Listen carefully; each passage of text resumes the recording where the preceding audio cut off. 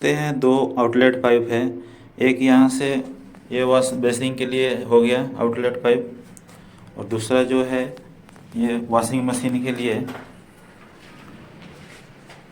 और उसका inlet pipe और आउटलेट, और यहाँ पे वॉश बेसिंग का इनलेट और आउटलेट दोनों हैं।